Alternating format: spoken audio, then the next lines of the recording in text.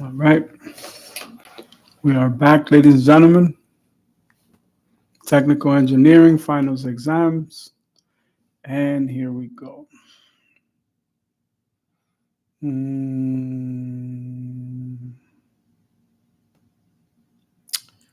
Let's see what we're gonna do. Let's uh let's check the markets real quick. See if I can adjust this a little bit because I do need some space to write. And should be able to adjust this a little bit better for you guys here. Open up your Baja apps. Um, open up your Hyper Scientific. Open up your Wikipedia. Mm,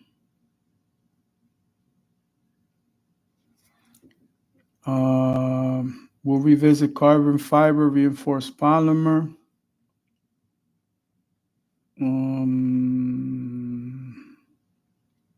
Let's go back to the F-22 and see what is available.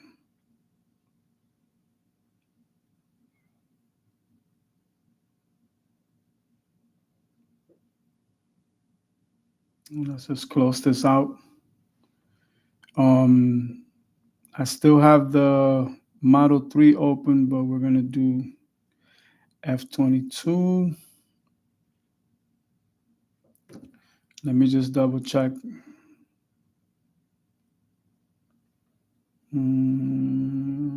This may be the animations here, but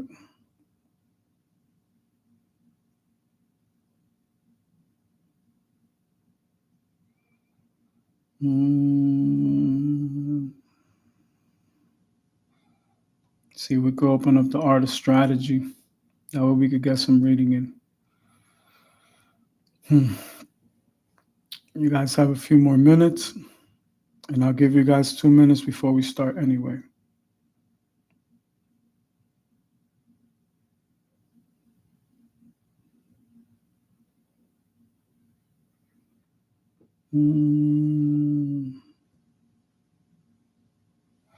Make sure that I put this down. I apologize. I have all these pop-ups.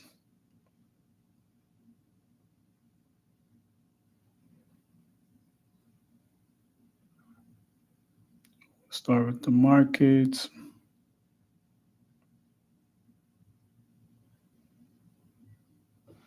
Okay.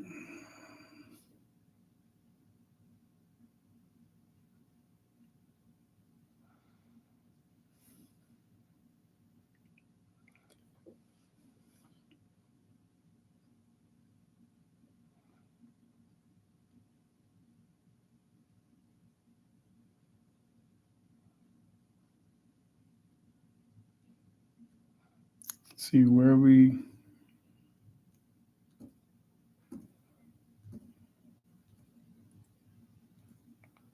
some notation, functions, linear.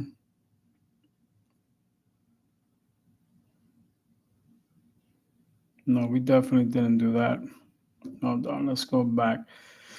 Let me see, for calculus, I just passed linear functions, permutations and combinations. I think we did that. Let me double check, because by looking at the equations, I know for sure. Okay, so we'll do functions for that. Let's check business startup.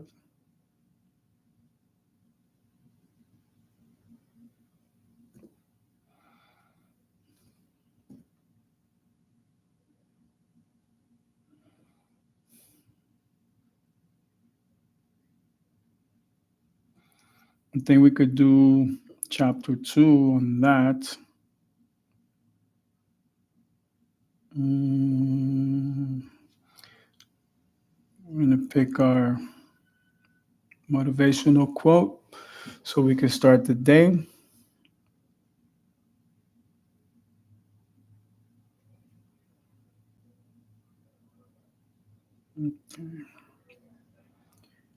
Let's go.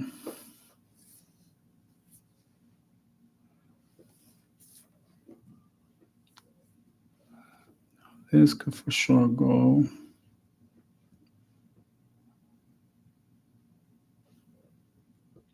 Open up your Dominican newspapers. We're going to do El Litín Diario. We'll do that first. We're going to go to health.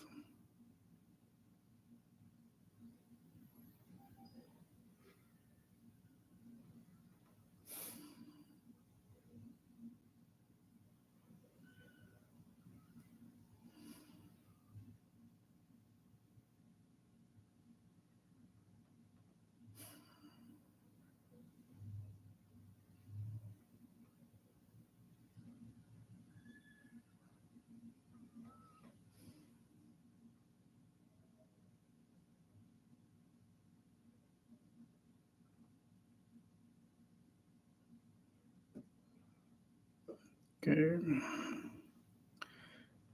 Dawn says, we're going to start with the, oh, before I even do that, let's go to headlines. Open up your Google News. We're going to go with technology. And we'll refresh from there. So first and foremost, you guys have been given a good amount of time to get ready, so let's fire away. I have some cue cards here that we could take notes on, and I hope you guys can hear me good. Let me, of course, send out the link so nobody says I didn't get the link. And let's fire up the,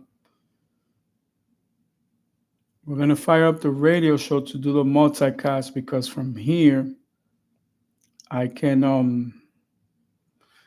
basically rip the audio and put it on the podcast.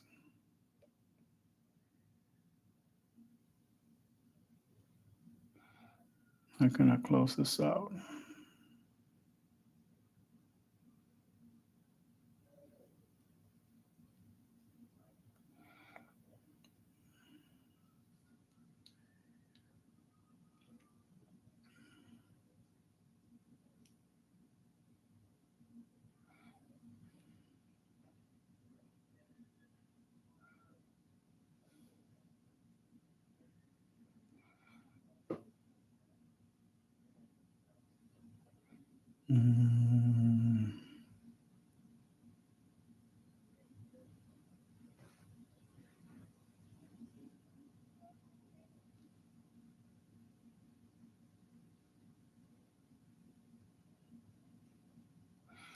Let's change the cover.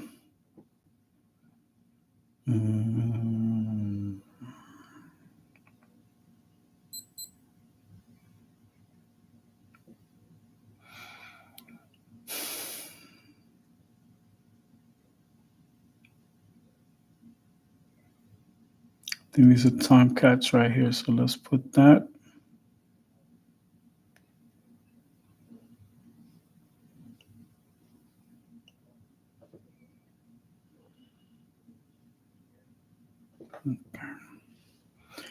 And we need to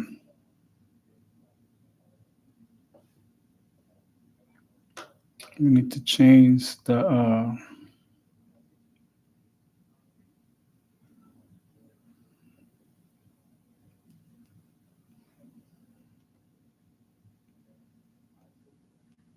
technical engineering class.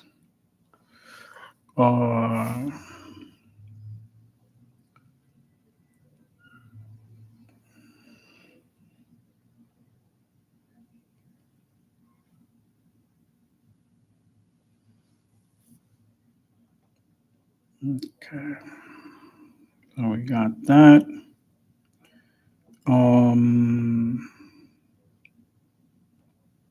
Start with the live. Let's go to manage. Okay, so we'll be live here momentarily. Here we go. Please do not ask to come in. We're taking exams. Invitation mode only. Um, okay, so everybody welcome in. Again, we're doing a multicast. So you guys will be Gucci line there. First and foremost, let's send out the links so nobody gets left out, and then we'll start. So everybody start preparing for your test now so that there's no misunderstandings. We are going to be timed. This will be on your finals. And you guys had an excellent break. Now, you got to get back to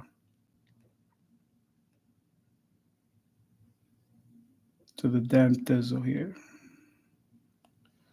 So let's share it.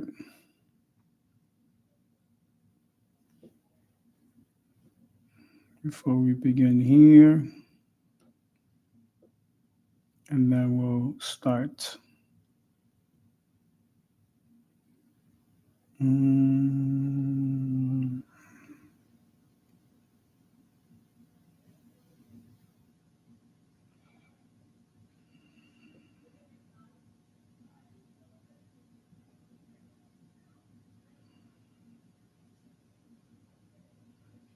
Let's see, make sure everybody got the link so it's not a thing.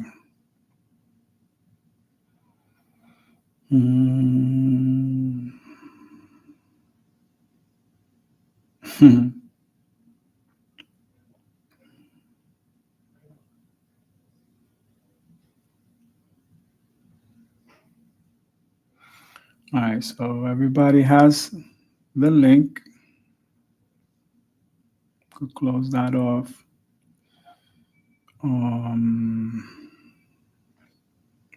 Close this. Make sure close that. So let's get organized. We're going to start with the Dominican newspaper, but we're going to add a few other things here.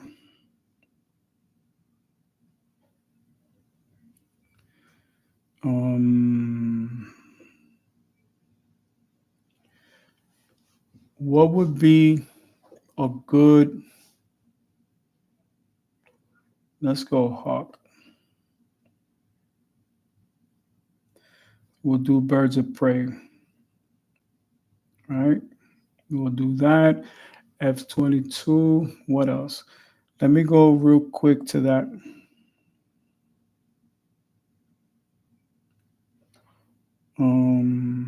We'll open a new tab for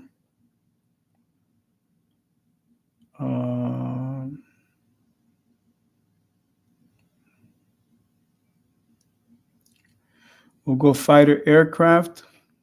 We'll go F-22 first. And we'll start with the Hawk. What else would be a good example? So the Hawk.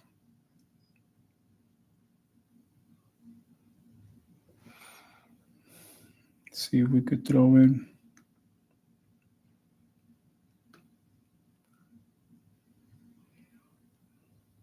We'll do an article on the Silverhawks as well. So we'll finish with something fun, right? So we'll do this with the motivation. So everybody get ready. Let me know if you guys can hear me good. Good. Please don't interrupt. Don't ask to come in. Just have a seat, chill out. If you're having your finals, if you're doing a review, that's fine as well. But everybody is welcome to come in. What else? I'm trying to think. I feel like I'm forgetting something, but don't worry. So everybody should have their Wikipedia. We're live. We're everywhere live where we could be. We see Twitch, Discord, Spotify, iTunes, YouTube. We're gonna start with the Dominican newspaper first.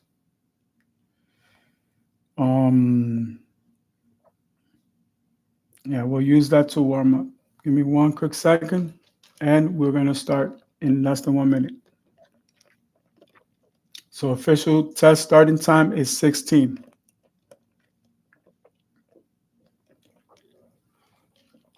Shout out to all my friends and family, all my loved ones. We're celebrating. Today has been a success. So, in the Dominican Republic news, go to Salud, which is health, and we'll start with that. Okay, you guys ready? Let's rock and roll. Make sure I have enough space here before this thing gets stuck here. All right, so here we go. La diabetes puede acabar con la visión. El tema se trata a propósito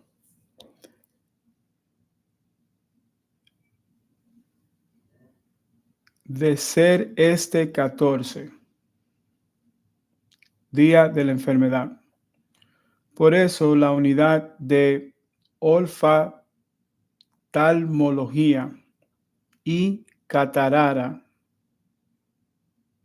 de República Dominicana hace un llamado a la concentración, concientización y prevención de esta enfermedad.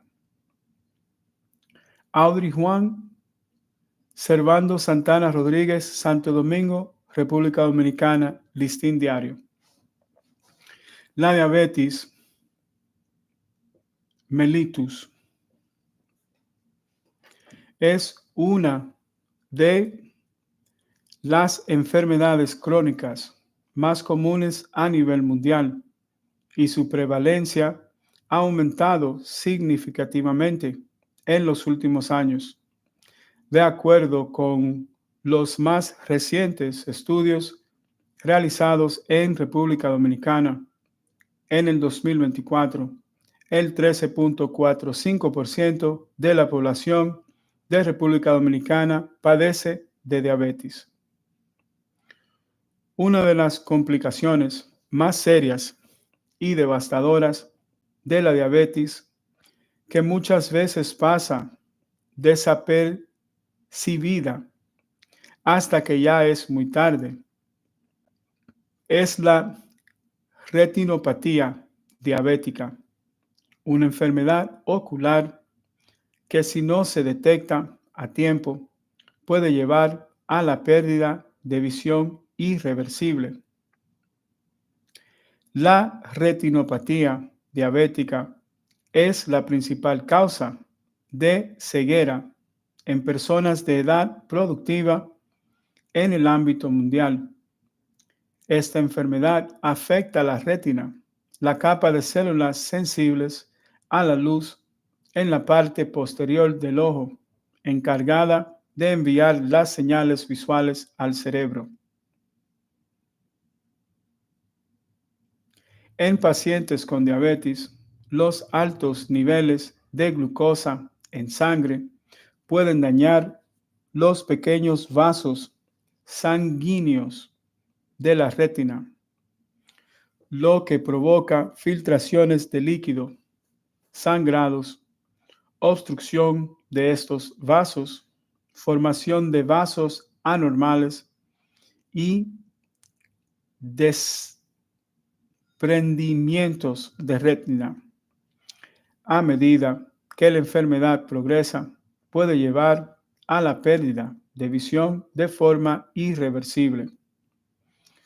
Los principales factores que aumentan el riesgo de desarrollar retinopatía diabética incluyen diabetes de la carga, la larga duración a mayor tiempo con diabetes mayor es el riesgo de desarrollar complicaciones oculares, mal control de la enfermedad, altos niveles de glucosa en sangre, hipertensión arterial, aumenta el riesgo de daño a los vasos sanguíneos, colesterol elevado y tabaquismo. Prevención. Una de las mejores formas de prevenir la retinopatía diabética es mantener un control adecuado de los niveles de glucosa en sangre. Esto se logra con una dieta saludable, ejercicio regular y el seguimiento estricto de las indicaciones médicas. Además, es crucial controlar otros factores como la presión arterial y los niveles de colesterol. En sus etapas iniciales e intermediarias, la retinopatía diabética no produce síntomas visuales, por lo que una persona pudiera presentar cambios importantes que ameriten tratamiento sin tener cambios en su visión. De ahí radica la importancia de los chequeos oftalmológicos anuales por profesionales calificados con dilatación de la pupila, que nos permiten la detección y tratamiento oportuno antes de que la enfermedad comprometa la visión de forma permanente. Dentro de las opciones de tratamiento más frecuentes están la fotocoagulación con láser, las inyecciones intravítreas de medicamentos y la cirugía de retina. Está demostrado que los tratamientos en etapas tempranas reducen significativamente los riesgos de pérdida visual a largo plazo. Siempre de la mano de un especialista. Es importante destacar que solo los olfatalmólogos están capacitados para realizar el diagnóstico de retinopatía diabética luego de un examen de fondo de ojo con dilatación pupilar. Puede que le indiquen estudios como la angiografía con fluoresceína, estudio donde se le inyecta un colorante vegetal por la vena del brazo para luego tomar múltiples fotos del ojo con una cámara especial que permite identificar los vasos defectuosos de la retina, o una tomografía de la retina, OCT por sus siglas en inglés, que permite estudiar las capas de la parte central de la retina llamada mácula. Una vez identificada la enfermedad, si requiere tratamiento, deberá acudir a un olfatalmólogo especialista en retina y vitreo, quienes son los que están calificados para realizar los tratamientos anteriormente descritos. En República Dominicana se cuenta con la tecnología avanzada para el diagnóstico y tratamiento de la retinopatía diabética.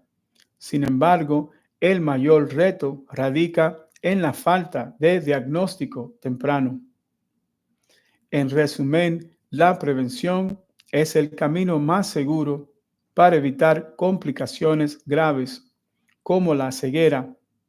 El diagnóstico temprano y tratamiento oportuno son las claves para preservar la visión a largo plazo.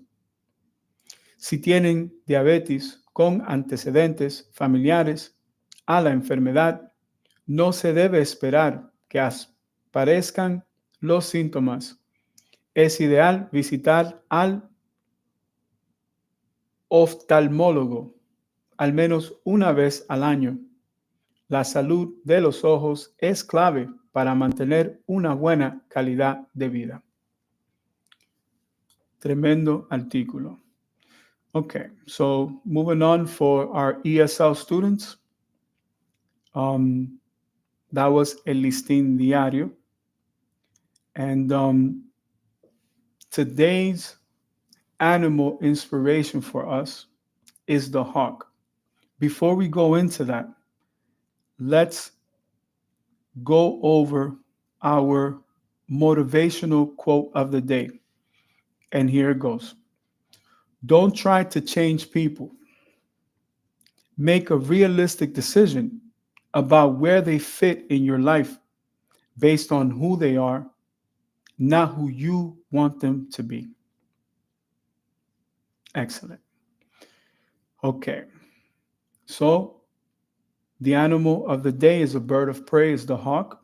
When we finish, we're going to do an article on the silver hawks. And here we go. This is from Wikipedia.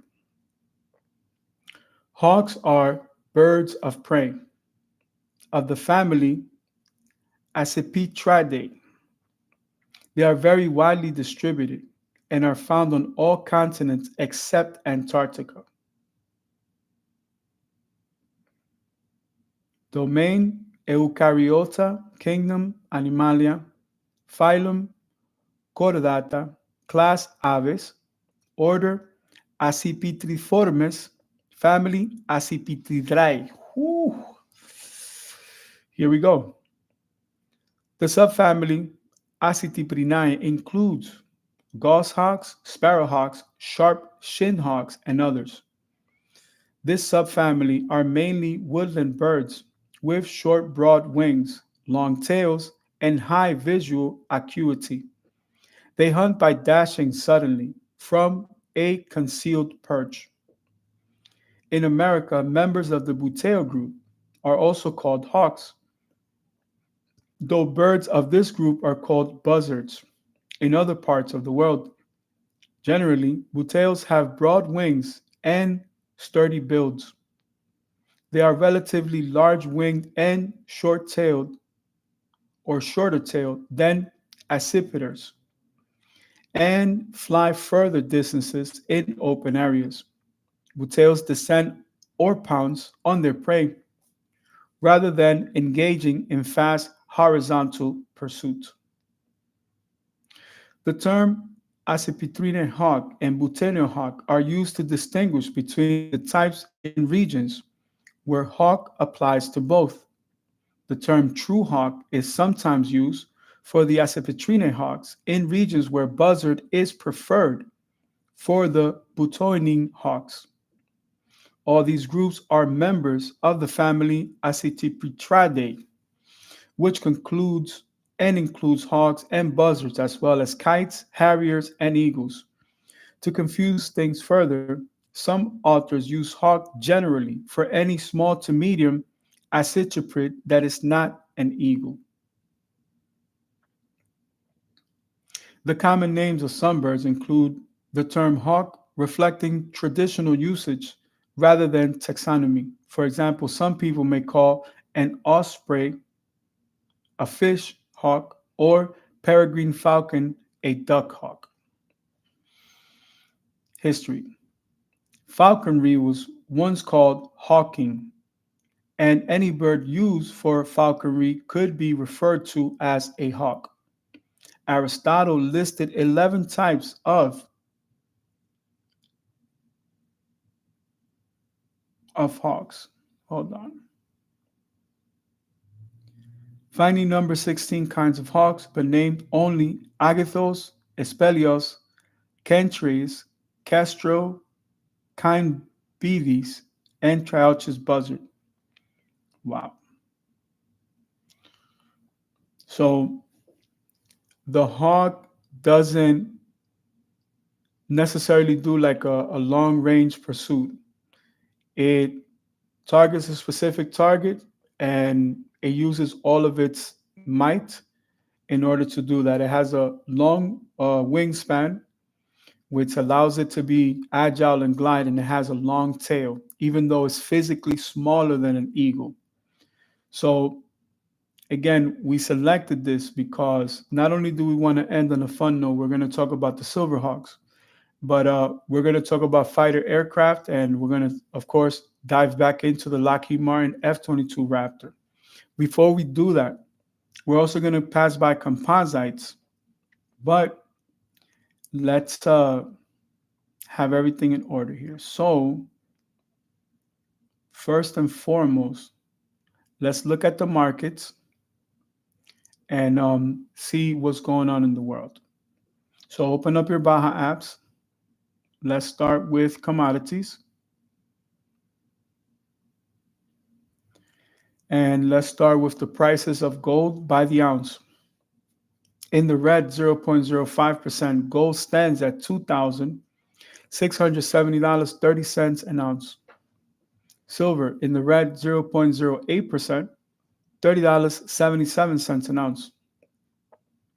Platinum in the red, 0.06%, $964.96.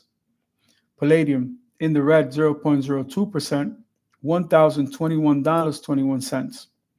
Copper 3M in the Green Ranger, 0.02%, $9,089.65 an ounce.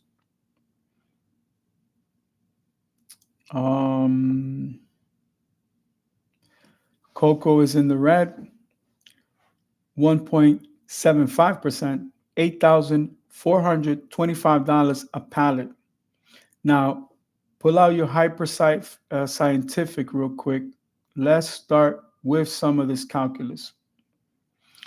So, very quickly, copper 3M stands at $9,089.65.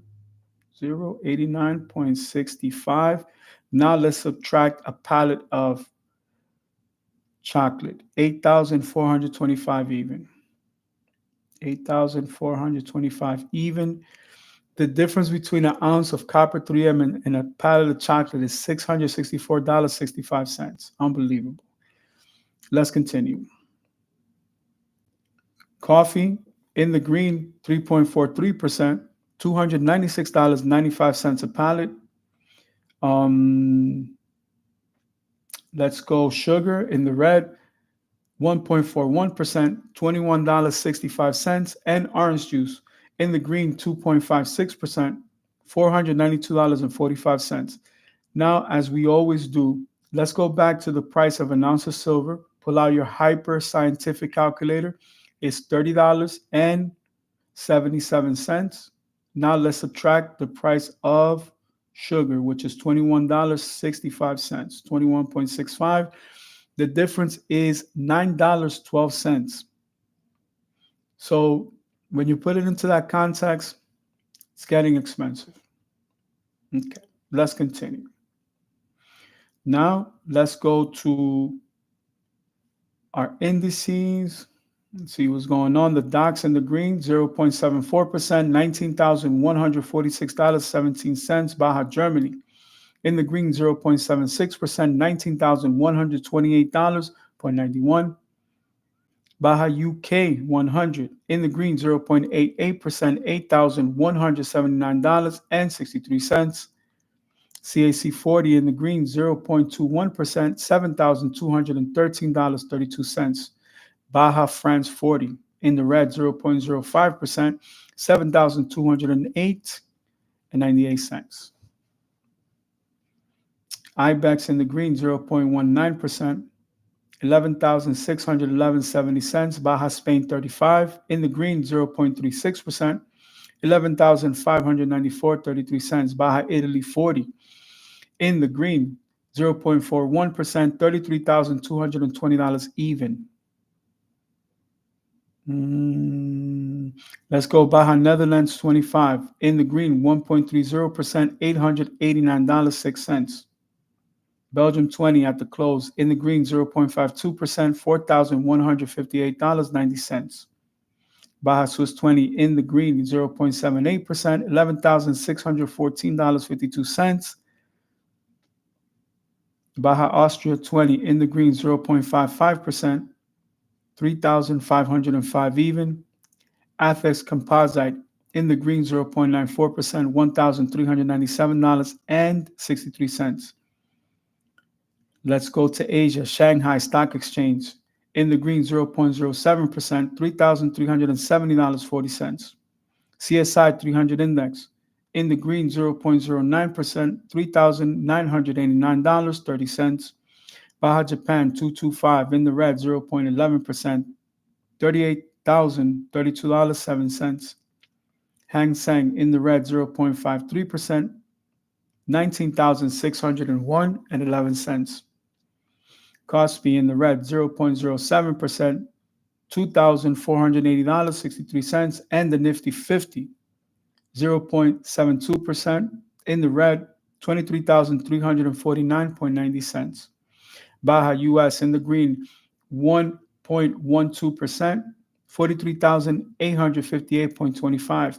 S&P 100 index in the green, 0.15%, $2,864.32. Baja US 500, 0.57%, 5,947.59. NASDAQ 100 in the green, 0.36%, 20,740, 781 of a penny. Baja US Tech 100 in the green, 0.40%, $20,743.29. S&P TSX 60 in the green, 1.41%, $1,520.83. That's a buy in my book. Invest at your own risk. S&P Merval Index, frozen. Oh, that's close. S&P Small Cap 600 Index in the green, 1.66%, 1,492.33. Now let's go to currencies, baby. This is the moment you've all been waiting for. 1 second.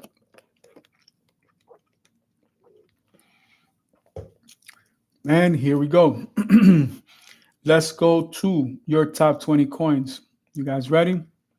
Bitcoin stands in the green, 3.89%, $98,060 and 0.62 of a penny. Dogecoin in the green, 1.34%, 38 cents, 3,030th of a penny. Ethereum in the green, 9.10%, 3,351.8,164 of a penny. Wow, home run. Bitcoin Cash in the green, 8.85%, $479, 11,938 of a penny. Litecoin in the green, 5.91%, $88, 379,585 of a penny. Sui coin, new contender, in the green, 1.98%, $3.59, 8,500 of a penny. Tron in the Green Ranger, baby, 1.80% at 19 cents, 8,300 of a penny. Wow, amazing. Solana in the green, 7.62%, $253, 56 thousandths of a penny. Telecoin in the green, 0.03%, $1.001130 of a penny. XRP Ripple in the green, 6.61%, $1.17, 7,988 of a penny. Avalanche Coin in the green, 6.58%, $35.79, 9,999 of a penny. Binance Coin in the green, 2.38%, $619.82, and 001 of a penny. Polkadot in the green, 1.94%, $5.83, 1,000th of a penny. US dollar coin in the red, 0.0001%, $1 even, and 0.000020th of a penny. Cardano in the red, 1.02% at 79 cents, 2,400 of a penny. Near Protocol in the green, 3.88%, $5.68, 9,600 of a penny. Toncoin in the green, 3.46%, $5.47, 3,000 of a penny. Shiba Inu in the green, 2.51%, 0.000245 of a penny. Wait a minute. Oh, okay. I made a mistake. I thought I was looking at Dogecoin. Okay, Chainlink in the green, 3.75%, $14.78, 2,000 of a penny. And Pepe Coin in the green, 9.80% at 0.0000 2061 of a penny. So Pepe Coin just came into the mix. And who else just came in? Sui Coin. Never seen Sui Coin before. The price is good. I'm very proud of Tron. We haven't seen Ethereum. Was it Ethereum Cash? No, it wasn't Ethereum Cash. I have to check on Coinbase. And I'm seeing also Cardano is struggling. Solana's doing pretty good.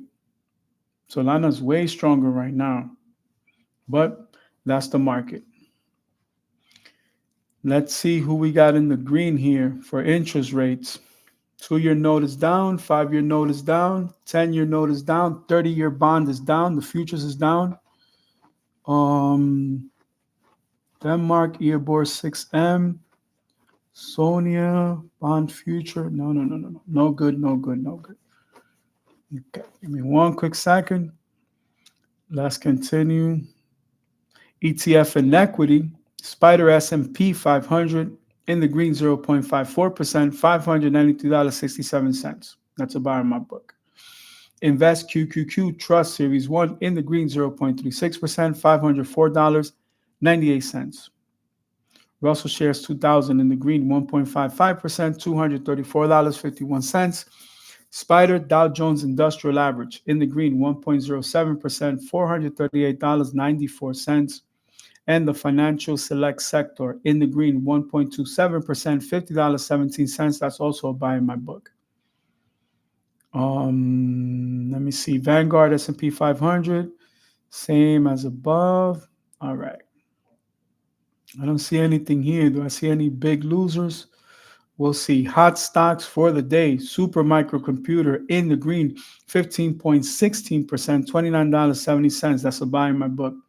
MongoDB, 11.97% in the green, $315.38.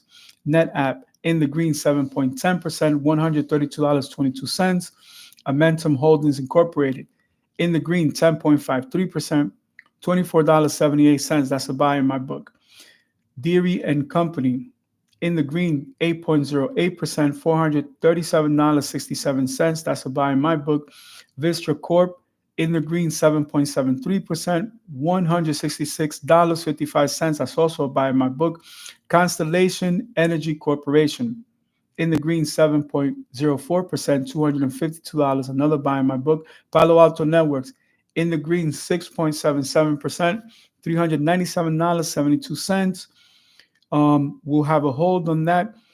Datadog in the green, 6.21%, $143.85. Arista Networks Incorporated in the green, 6.10%, $404. Not bad. Biggest losers, Pinduo, Alphabet A-Class, Alphabet C, Transdime Group Incorporated, General Electric Healthcare Technologies, horrible. App Loving Corporation, Amazon.com is down 2.8%, $198.35. That's a sell in my book. Intuit, 0.12%, $649.66. We'll see in March how that's going to be. That stock is going to fire up. Market Access Holdings in the red, 1.91%, $260.30. And Boeing Company on the floor in the red, 1.86%, 143.41. That's a sell in my book. Now, let's go to news, baby. And of course, it's all about tech news. We have no interest in anything else. And here we go. Microsoft Smith, Trump to boost artificial intelligence energy. Microsoft President Brad Smith expressed to the information his belief that the Trump administration's policies will likely facilitate the expansion of AI data centers by reducing regulatory barriers and enhancing energy output. Smith highlighted that Microsoft is counting on North Dakota Governor Doug Burgum, who has been nominated by Trump as Secretary of the Interior and is a former Microsoft executive, to accelerate the establishment of AI data centers. Smith expects Burgum to simplify the process for companies to obtain necessary permits for these initiatives and to foster increased energy production across the United States. Smith did not disclose whether he or Microsoft's CEO, Satya Nadella, has spoken to Trump since the election. The media added that Microsoft enjoys certain advantages over other prominent tech companies like Google, Apple, Meta Platforms, and Amazon, as it is the sole company among these giants that is not currently facing litigation from federal antitrust regulators. Microsoft stands in the red today, 0.65% at $412.81. MicroStrategy up 11% pre-market amid Bitcoin buying frenzy. Shares of MicroStrategy rallied as much as 11% during Thursday's pre-market session after the company sold 2.6 billion convertible bonds as the crypto buying tech giant moves to strengthen Bitcoin holdings. MicroStrategy stock surge mirrors Bitcoin's rally, which saw the world's largest cryptocurrency reach a new all-time high, crossing the $98,000 threshold this morning. Additionally, MicroStrategy shares soared to an all-time high this week after the company entered the top 100 largest American businesses by market capitalization, approaching the 100 billion mark. The company's stock surged 11.01% to sell at $526.19 apiece at 7:26 a.m. Eastern Time. MicroStrategy stands in the red, 15.52%, $396.94.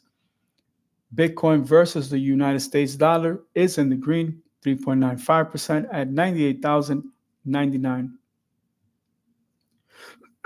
and 0 cents. Bitcoin hits new record, tops $98,000 mark.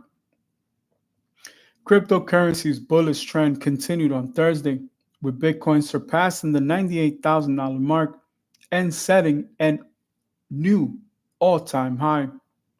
The sharp rebound in Bitcoin price started after Republican candidate Donald Trump won the United States presidential election, namely the world's most valuable cryptocurrency's price rose approximately 39% since election day, November the 5th. Bitcoin surged 4.01% to sell for $98,172 at 6:21 a.m. Eastern Time. At the same time, Ethereum jumped 2.52%, going for 3,149. Ethereum versus the US dollar stands in the green, 9.23%, $3,355.99. So you see Bitcoin is on fire, right? 39% in what, 16 days? So 2 weeks and 2 days. Now look at the gains and the dividend yields for Ethereum, 9.23% in a day. Ridiculous. Alibaba forms umbrella e-commerce business. Alibaba Group Holdings Limited announced on Thursday that it is assembling its e-commerce business under the Alibaba e-commerce business group.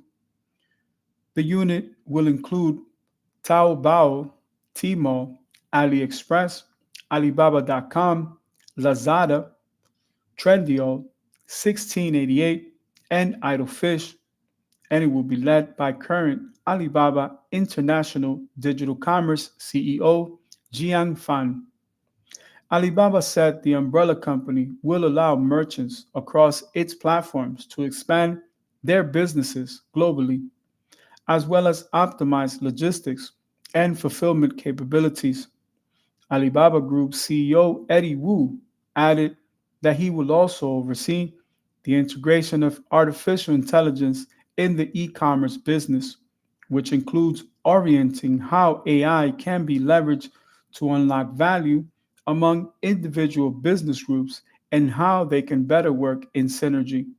Alibaba Group Holdings Limited in the red 1.37%, $85.58. Still a buy in my book. Invest at your own risk. This is not financial advice. US to invest $300 million in semiconductor packaging. The United States Department of Commerce announced on Thursday that it will invest up to $300 million in advanced semiconductor packaging research projects. The funds will be supplemented with private sector investment, bringing the total to over $470 million. Companies involved in the projects are Absolix Incorporated in Georgia, Applied Materials Incorporated in California, and Arizona State University in Arizona. The projects will focus on advanced substrates, which allow chips to be assembled seamlessly together, resulting in high performance. Sorry about that. High performance computing for AI, next generation wireless communication, and more efficient power electronics, according to the Commerce Department. Advanced substrates are currently not produced in the United States. Applied Materials stands in the green 3.12%, $175.76. Hold on. We just picked up an intruder on our radar systems. So we will lock into the target and destroy at all costs. Let's look at the flight pattern of this intruder. We're going to adapt our radar systems here. And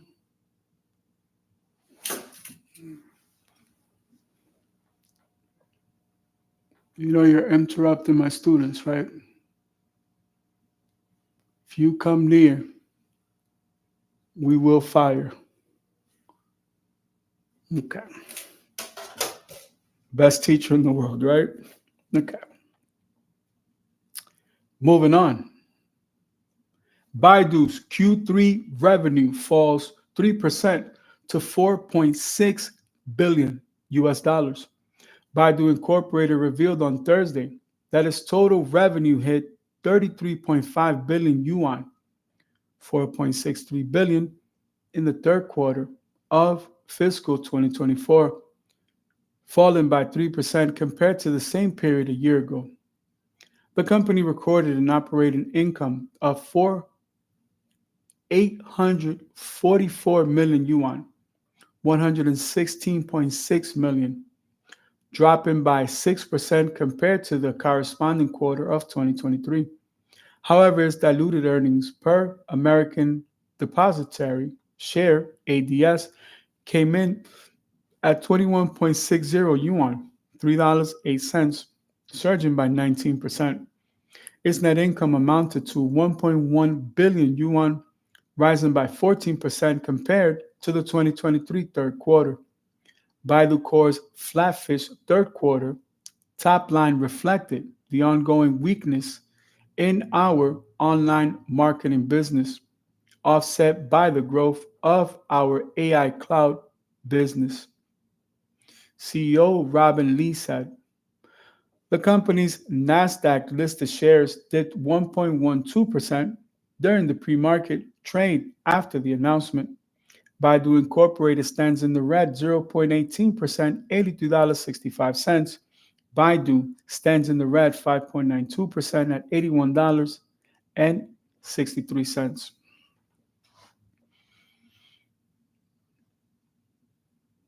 And oh, hell no.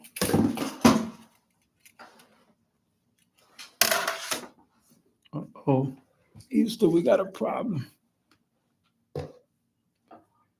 Okay. We're going to have to use the nuclear missiles if this continues.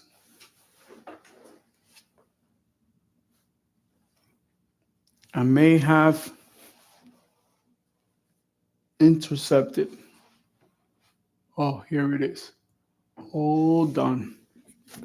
I'm not going to be able to finish here.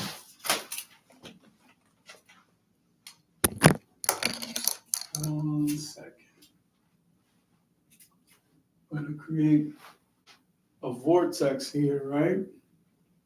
So that it has no choice but to move.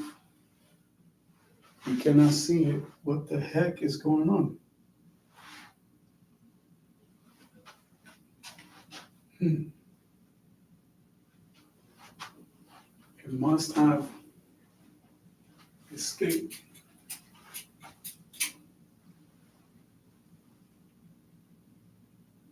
Okay.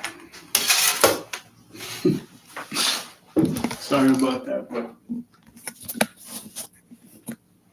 we'll put an extra 2 minutes on the board for you guys. Sorry about that. We're almost done with the first section. So, apologize. Let's continue. This is from yesterday, but it's still important, and we want to see what the stock is right now. NVIDIA's Q3 revenue up 95%, 35.1 billion, beats forecast. NVIDIA Corporation reported on Wednesday that its revenue for the third quarter of the 2025 fiscal year skyrocketed 95% to 35.1 billion year over year, beating market estimates. NVIDIA's data center revenue surged 111% to 30.8 billion, and we found it. We found it. Okay, that was it. I gave you fair warning. Shit, I broke this thing.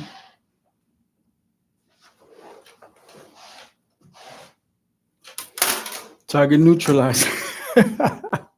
You know, and this tab was broken anyway, so it's fine. We'll get another one.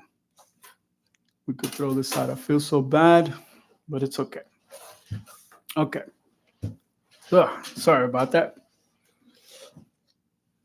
NVIDIA's data center revenue surged 111% to 30.8 billion from a year ago, followed by gains in gaming, professional visualization, and automotive of 14%, 16%, and 72% respectively. Automotive 72%, with operating expenses of 4.3 billion. Net income for the 3 months to October 29 surged 109% to 19.3 billion, or 78 cents per diluted share. Regarding guidance, NVIDIA is forecasting revenue of 37.5 billion in the fourth quarter, representing a revenue growth of nearly 70%.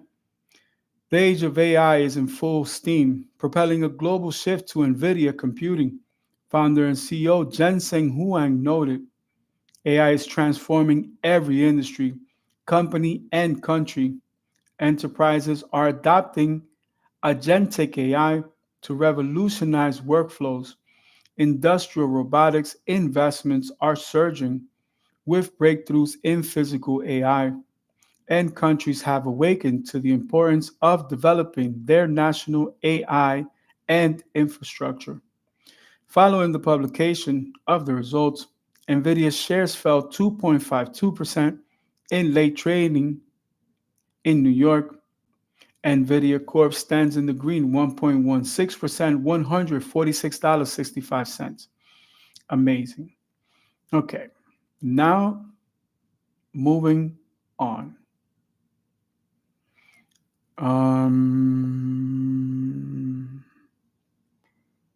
So we'll do functions in a minute. Let me close this out before I forget. Okay, so now let's go to Google News, go to headlines, go to technology, and we have something new. Let's check it out. Please log on to TheVerge.com and thank you for sponsoring today's episode. Google reportedly cancels Pixel Tablet 2 and might quit the category again. Fool me once, shame on you. Fool me twice. By Chris Welsh, a reviewer specializing in personal audio and home theater. Since 2011, he has published nearly 6,000 articles, from breaking news and reviews to useful how-tos. November 21st, 2024, on behalf of The Verge. Yesterday, Android Headlines reported that Google had canceled its development of the Pixel Tablet 3, even before announcing a second gen model. Well, today, Android Authority is saying that it's in fact the second generation Pixel tablet that has been canned, meaning that the device released last year will apparently be a one off, and that Google is bailing on the tablet category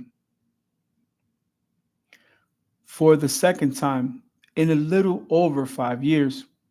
At best, we're in for a long pause until the next one. If true, the news would suggest that sales of the Pixel tablet have been so poor that Google has decided further investment in a follow up just isn't worth it. As recently as last week, there were rumors of new features and a keyboard accessory for the now abandoned product. It's worth noting the possibility that Google's Nest division could take over its large screen product ambitions and focus on evolving devices like the Next Hub and Hub Max instead of standalone tablets. Helped in no part by its on again, off again strategy, Google has always struggled to meaningfully break into the tablet market and produce a contender capable of rivaling Apple's iPad in sales and mainstream success. It got off to a promising start ages ago with the Nexus 7, but never really put up much of a fight after that. Even if the hardware was nice, Android badly lags iPad operating system in the number of third-party apps that are optimized for tablets, another issue that has held back Google's efforts.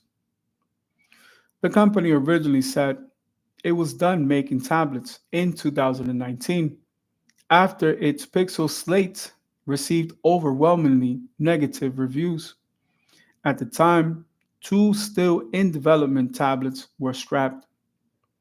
But by 2022, Google changed its mind and announced that its Pixel hardware team was working on a tablet.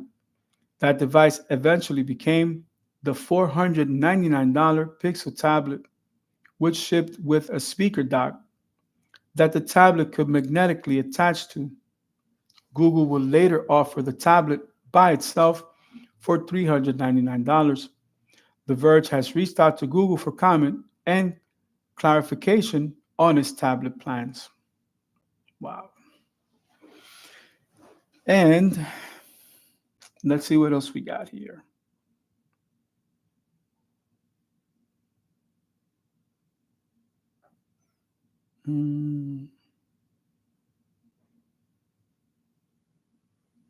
All right, we'll close out with this and we'll move on, okay? This is pretty cool.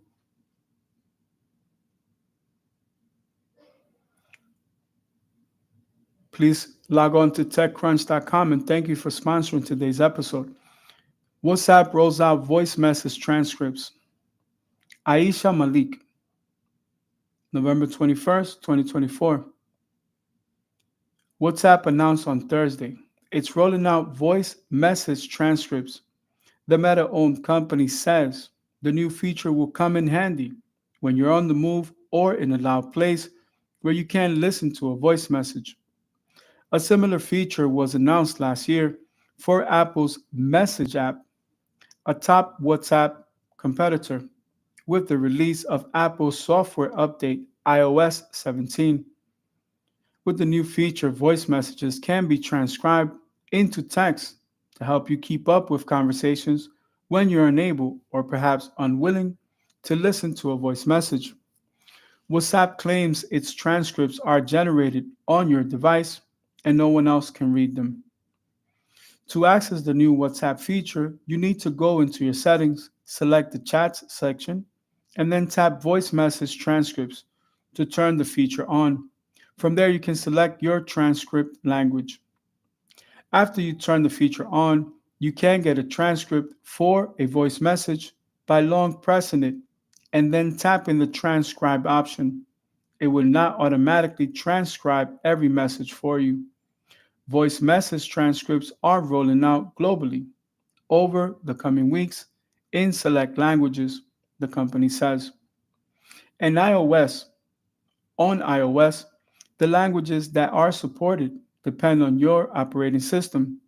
If you have iOS 16 Plus, the supported languages include English, Spanish, French, German, Italian, Japanese, Korean, Portuguese, Russian, Turkish, Chinese, and Arabic. If you have iOS 17 Plus, the supported languages include Danish, Finnish, Malay, Norwegian, Dutch, Swedish, Hebrew, and Thai. If you have an Android, you can access transcripts in English, Portuguese, Spanish, and Russian. WhatsApp plans to add support for additional languages in the coming months. Now, that's pretty cool. That's a feature that I'm going to turn on. As a matter of fact, I'm going to turn it on right now because I own a technology company and, you know, let's see. Mm,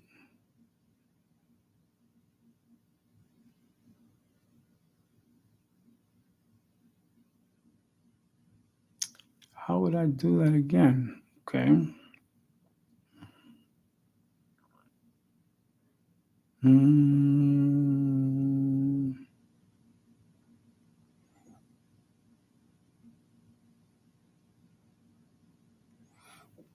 wonder how you do that. I guess I'm gonna have to mess with this a little bit to see how it works, but I definitely want to do that. It says chats, wallpaper. Okay. Well, we'll look into that feature because I know I'm definitely going to use that as a business tool, but I use it quite frequently. All right. So we'll finish with calculus. Um,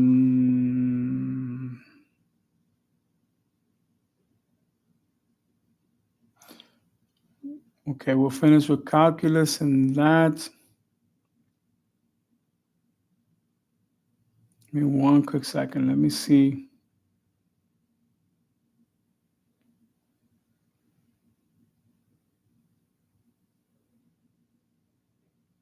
Hmm. This one it's a little political, so I really don't want to touch that.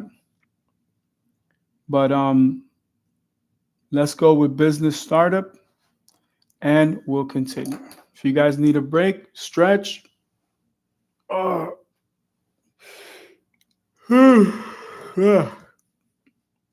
One second.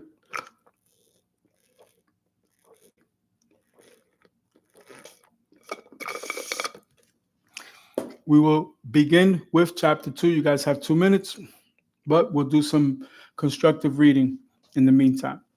So, business startup, chapter 2, creating a valuable partnership. Ugh. Let me get in my low rider right here. Y'all ready? Let me adjust a little bit better. A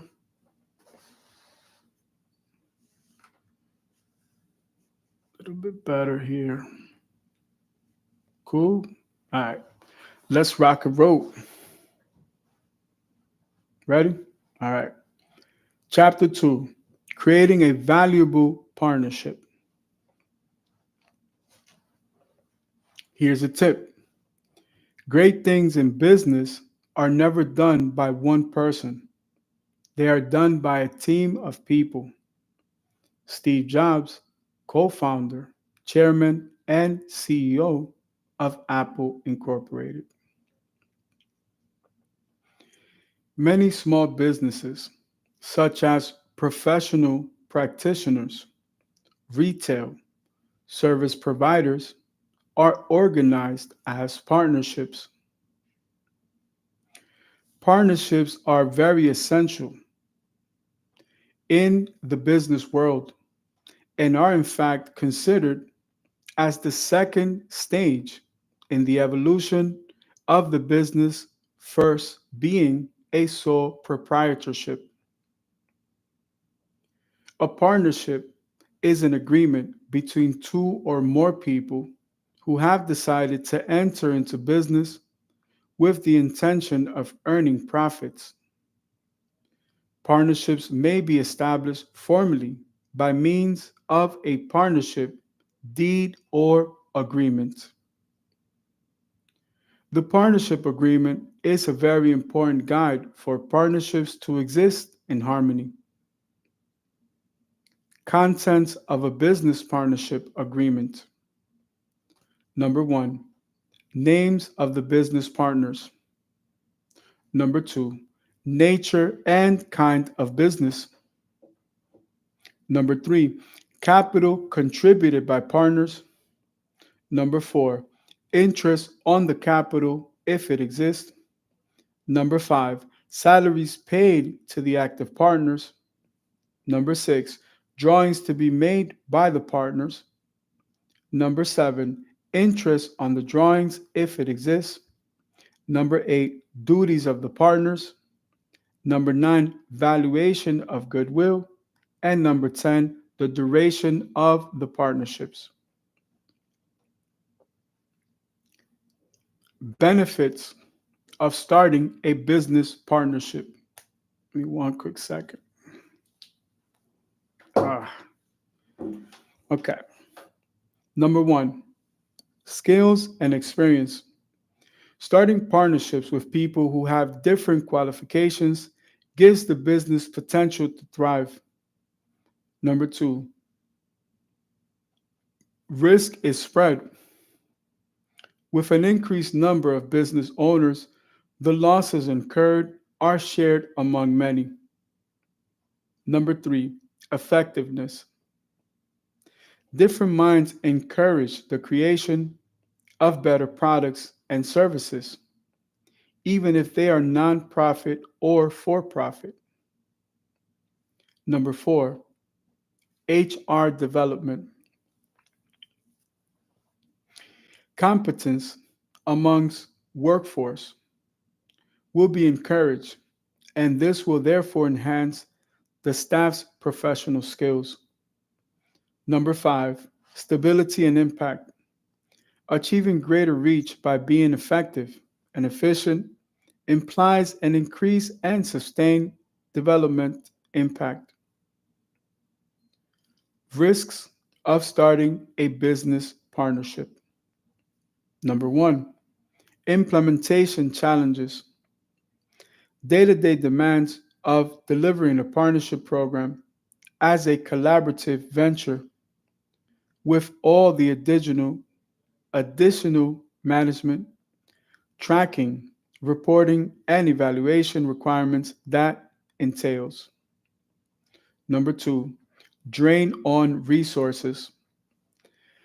The commitment of time and energy of key staff in partnership building and project development, in addition to any additional financial or other resource contributions. Number three, negative reputation. When partnerships go wrong, causing damage to the reputation or track record of individual partners by association. Number four, loss of autonomy. The challenge of shared decision making processes, the need for building consensus with partners before action can be taken, and the implications of wider accountability to other partners and to wider beneficiaries. Number five, unlimited liability. Members have unlimited liability, which implies that in the event of the business winding up, the proceeds from the business assets cannot cover the obligations. Therefore, partners are called upon to raise funds towards the debts incurred. Types of partners. Number one, nominal partner. This is a person whose name is used as if he or she was a member of the firm, but who in reality is not a partner. He or she is liable to the third parties who give credit to the firm on the strength of he or she being a partner in the business. Number two, partner in profit only. This is a partner who only shares the profits but does not share the losses made. He or she does not take part in the management of the business but is liable to third parties who deal with the partnership. Number three, sub partner. This is a partner who gets the shares of profit from the firm through one of the partners. He or she is not liable against the firm and is not liable to the third parties for the firm's debts. Number four, dormant partner. A dormant or sleeping partner is a partner who does not actively take part in the day to day partnership activities, although he or she does not participate in the daily running of the business. He or she has a right to the books of accounts and also sharing of profits and losses in the agreed ratios. Number five, minor partner. This partner can be admitted to the benefits of the existing partnership with the consent of all the partners. A minor partner is not personally liable for the debts of the firm, but he or she shares in the partnership profits and benefits. Characteristics of partnerships. Number one, limited life. The existence of a partnership is determined by years set in the partnership agreement. In case such a detail is not added to the agreement, then the death, bankruptcy, inability to carry out specific responsibilities, or withdrawal leads to termination of the partnership. Number two, ease of formation. Apart from registration of the business, partnerships have few requirements. Number three, transfer of ownership. Even if it's easy to dissolve a partnership, the transfer of ownership, whether to an existing or new partner, requires approval of the existing partners. Management operations. Amongst most partnerships, partners are involved in the day to day operations of the business. This involvement in the operations markets makes critical decision making easier, as formal meetings are not required. Number five, number of partners. When there are many partners within a business, day to day critical decision making gets complicated. Therefore, decision making in partnerships tends to work well with a small number of partners. And lastly, dissolution of a partnership. Number one, losses. Considering profits are no longer being generated by the partner may agree to dissolve the partnership. Number two, tragedy. In case something tragic occurs to the business, such as government intervention into the business for failing to follow regulations or death of a partner. Number three, expansion. Growth of the business to an extent of requiring converting the partnership into a limited company for day to day operations to continue smoothly. Number four, irreconcilable differences. Assuming the partners no longer agree on business operations within the firm, then dissolving the partnership is the rational thing to do. And number five, retirement. Mutual agreement between the parties when one or more of the partners retire or has the partnerships or the contract expires. Very good.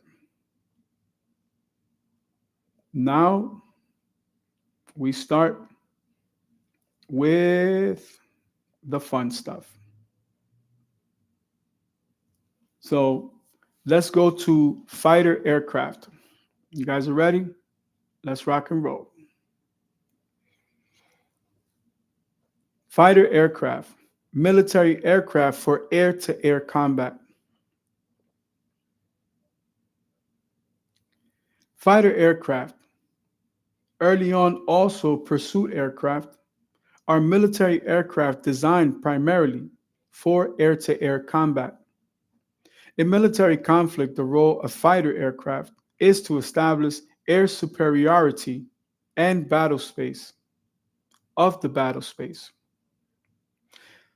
Domination of the airspace above a battlefield permits bombers and attack aircraft to engage in tactical and strategic bombing of enemy targets and helps prevent the enemy from doing the same. The key performance features of a fighter include not only its firepower, but also its high speed and maneuverability relative to the target aircraft.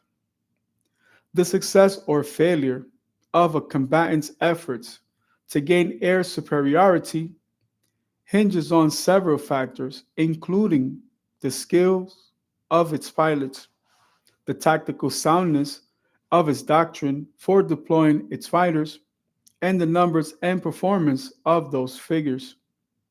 For the fighters, many modern fighter aircraft also have secondary capabilities such as ground attack, and some types, such as fighter bombers, are designed from the outset for dual roles. Other fighter designs are highly specialized while still filling the main air superiority role, and these include the interceptor and historically the heavy fighter and night fighter. History.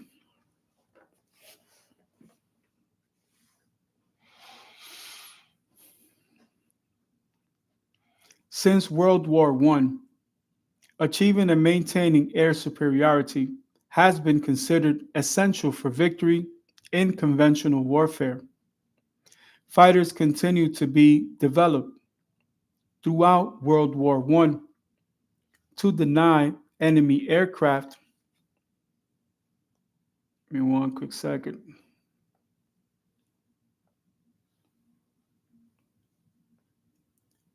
And dirigibles, the ability to gather information by reconnaissance over the battlefield. Early fighters were small and lightly armed by later standards, and most were biplanes built with a wooden frame covered with fabric and a maximum airspeed of about 100 miles per hour or 160 kilometers per hour. A successful German biplane, the Albatross, however, was built with a plywood shell rather than fabric, which created a stronger, faster airplane. As control of the airspace over armies became increasingly important, all of the major powers developed fighters to support their military operations. Between the wars, wood was largely replaced in part or whole by metal tubing, and finally, aluminum stress skin structures, monocoque, became to predominate. By World War II, fighters were all metal monoplanes armed with batteries of machine guns or cannons, and some were capable of speeds approaching 400 miles per hour, 640 kilometers per hour. Most fighters up to this point had one engine, but a number of twin engine fighters were built. However, they were found to be outmatched against single engine fighters and were relegated to other tasks, such as night fighters equipped with radar sets. By the end of the war, turbojet engines were replacing piston engines as the means of propulsion, further increasing aircraft speed. Since the weight of the turbojet engine was far less than a piston engine, having two engines was no longer a handicap, and one or two were used depending on requirements. This in turn required the development of ejection seats so the pilot could escape and G suits to counter the much greater forces being applied to the pilot during maneuvers. In the 1950s, radar was fitted to day fighters. Since, due to ever increasing air to air weapon ranges, pilots could no longer see far enough ahead to prepare for the opposition. Subsequently, radar capabilities grew enormously and are now the primary method of target acquisition. Wings were made thinner and swept back to reduce transonic drag, which required new manufacturing methods to obtain sufficient strength. Skins were no longer sheet metal riveted to a structure, but milled from large slabs of alloy. The sound barrier was broken, and after a few false starts, due to required changes in controls, speeds quickly reached Mach 2, past which aircraft cannot maneuver sufficiently to avoid attack. Air to air missiles largely replaced guns and rockets in the early 1960s, since both were believed unusable at the speed being attained. However, the Vietnam War showed that guns still had a role to play, and most fighters built since then are fitted with cannon, typically between 20 and 30 millimeters, 0.79 and 1.18 inches in caliber. In addition to missiles, let's do a power transfer here because that was a close call. Okay.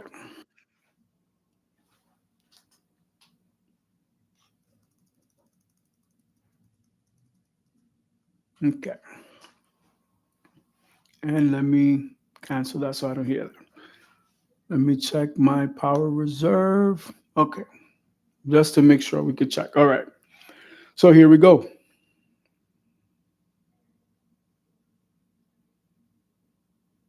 In addition to missiles, most modern combat aircraft can carry at least a pair of air to air missiles. In the 1970s, turbofans replaced turbojets, improving fuel economy enough that the last piston engine support aircraft could be replaced with jets, making multi role combat aircraft possible. Honeycomb structures began to replace milled structures, and the first composite components began to appear on components subjected to little stress. With the steady improvements in computers, defensive systems have become increasingly efficient. To counter this, stealth technologies have been pursued by the United States, Russia, India, and China. The first step was to find ways to reduce the aircraft's reflectivity to radar waves by burying the engines, eliminating sharp corners, and diverting any reflections away from the radar sets of opposing forces. Various materials were found to absorb the energy from radar waves and were incorporated into special finishes that have since found widespread application. Composite structures have become widespread, including major structural components, and have helped to counterbalance the steady increases in aircraft weight. Most modern fighters are large and heavier than World War II medium bombers. Because of the importance of air superiority, since the early days of aerial combat, armed forces have constantly competed to develop technologically superior fighters and to deploy these fighters in greater numbers. And fielding a variable fighter fleet consumes a substantial proportion of the defense budgets of modern armed forces. The global combat aircraft, which was worth 45.75 billion in 2017 and is projected by Frost and Sullivan at 47.2 billion in 2026, 35% modernization programs, and 65% aircraft purchases, dominated by the Lockheed Martin F-35 with 3,000 deliveries over 20 years.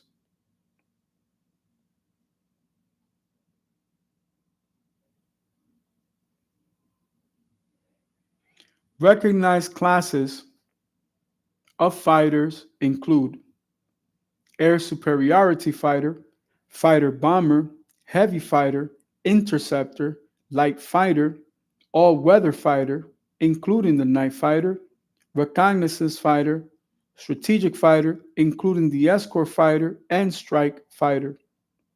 Of these, the fighter bomber, reconnaissance fighter, and strike fighter classes are dual role, possessing qualities of the fighter alongside some of the battlefield role.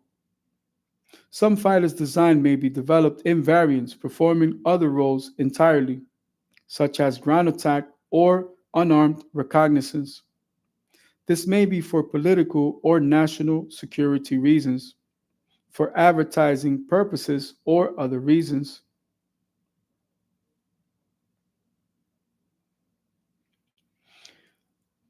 The Sopwith Camel and other fighting scouts of World War I performed a great deal of ground attack work. In World War II, the United States Air Force and the RAF often favored fighters over dedicated light bombers or dive bombers, and types such as the Republic P-47 Thunderbolt and Hawker Hurricane that were no longer competitive as aerial combat fighters were relegated to ground attack. Several aircraft, such as the F-111 and the F-117, have received fighter designations, though they had no fighter capability due to political or other reasons. The F-111B variant was originally intended for a fighter role with the United States Navy, but it was canceled. This blurring follows the use of fighters from their earliest days for attack or strike operations against ground targets by means of strafing or dropping small bombs and incendiaries. Versatile multi-role bombers such as the McDonnell Douglas F-18 Hornet are a less expensive option than having a range of specialized aircraft types. Some of the most expensive fighters, such as the United States Grumman F-14 Tomcat, McDonnell Douglas F-15 Eagle, Lockheed Martin F-22 Raptor, and Russian Sukhoi Su-27 were employed as all-weather interceptors, as well as air superiority fighter aircraft, while commonly developing air-to-ground roles in the late parts of their careers. An interceptor is generally an aircraft intended to target or intercept bombers and so often trades maneuverability for climb rate. As part of military nomenclature, a letter is often assigned to various types of aircraft to indicate their use, along with a number to indicate the specific aircraft. The letters used to designate a fighter differ in various countries. In the English speaking word, F is often now used to indicate a fighter. For example, Lockheed Martin F-35 Lightning II or Supermarine Spitfire F-22, though P is used to be used in the United States for pursuit. For example, the Curtiss P-40 Warhawk. A translation of the French C, the Waltien D-520C1 for chasseur, while in Russia I was used for Istrebitel or exterminator, Polikarpov I-16. Now we're going to take a quick pause here because we're going to actually build like a graduate program around it. So the reason why we're going back to the F-22 is because we left off in carbon composites. So let's see if we can find what these examples can give us. Hold on.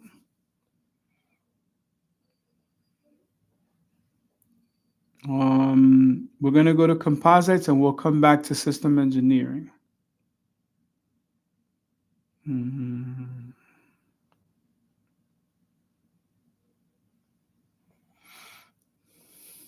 Give me one quick second. Everybody take a break. Get a snack if you need a snack. I'm going to be looking for this. Or what we could do is, since I'm missing the other computer, we could just do systems engineering and see what else we can find. Hold up.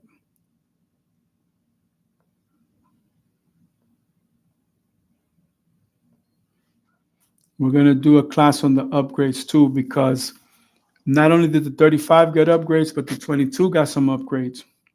So we're going to do a whole class about that.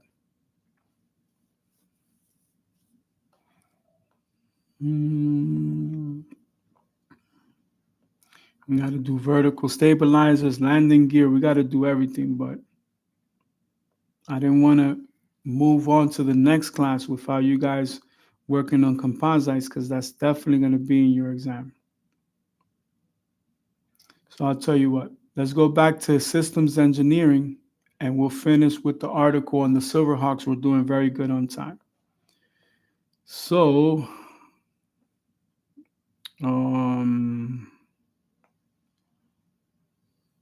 let's go to systems engineering. Okay. Here we go. Systems engineering. Systems engineering is an interdisciplinary field of engineering and engineering management that focuses on how to design, integrate, and manage complex systems over their life cycles. At its core, systems engineering utilizes systems thinking principles to organize this body of knowledge. The individual outcome of such efforts, an engineered system, can be defined as a combination of components that work in synergy to collectively perform a useful function.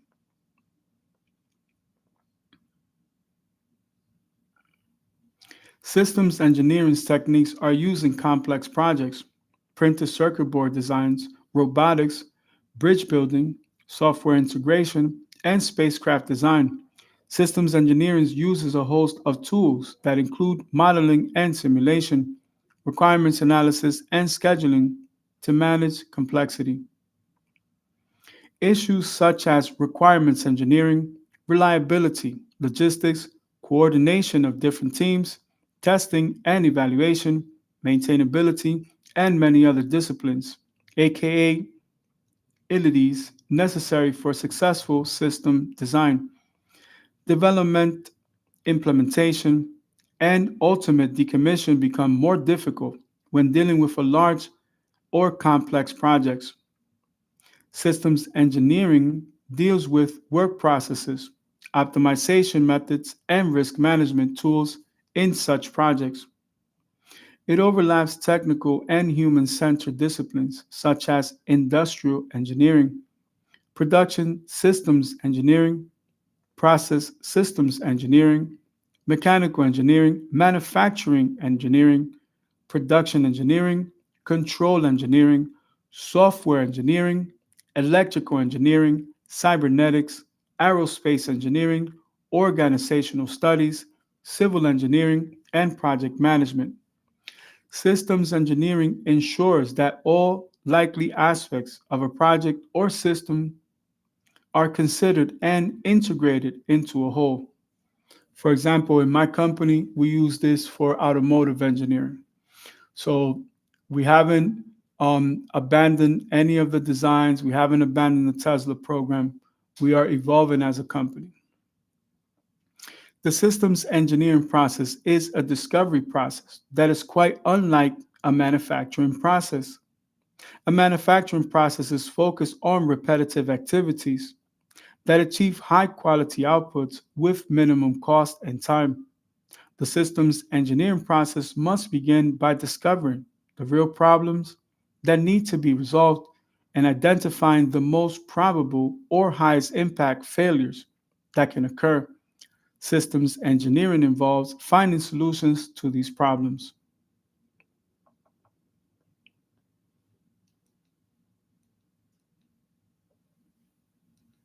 Okay, we're taking finals. Please do not ask to come in. Thank you very much and God bless. Enjoy the show, okay? Okay. The term systems engineering can be traced back to Bell Telephone Laboratories in the 1940s. The need to identify and manipulate the properties of a system as a whole, which in complex engineering projects may greatly differ from the sum of the parts properties, motivated various industries, especially those developing systems for the United States military, to apply the discipline. When it was no longer possible to rely on design evolution to improve upon a system, and the existing tools were not sufficient to meet growing demands, new methods began to be developed that address the complexity directly. The continuing evolution of systems engineering comprises the development and identification of new methods and modeling techniques. These methods aid in a better comprehension of the design and developmental control of engineering systems as they grow more complex. Popular tools that are often used in the systems engineering context were developed during these times, including USL, UML, QFD, and IDEF. In 1990, a professional society for systems engineering, the National Council on Systems Engineering, NCOSE, was founded by representatives from a number of U.S. corporations and organizations. NCOSE was created to address the need for improvements in systems engineering practices and education. as a result of growing involvement from systems engineers outside of the United States. The name of the organization was changed to the International Council on Systems Engineering, INCOSE, in 1995. Schools in several countries offer graduate programs in systems engineering, and continuing education options are also available for practicing engineers.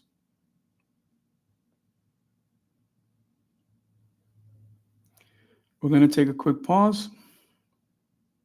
And before we go into calculus, this will be the fun part of today's lesson. Silverhawks, 1986 television series or program. Silverhawks is an American animated television series developed by Rankin Bass Productions. My apologies. And distributed by Lorimar Telepictures in 1986. The animation was provided by Japanese studio Pacific Animation Corporation. In total, 65 episodes were made. It was created as a space-based equivalent of their previous series, Thundercats. You know I love the Thundercats.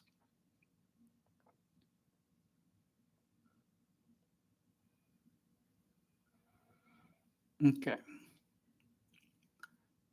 As was the case with Thundercats, there was also a Silverhawks comic book series published by Marvel Comics under the imprint Star Comics. Plot: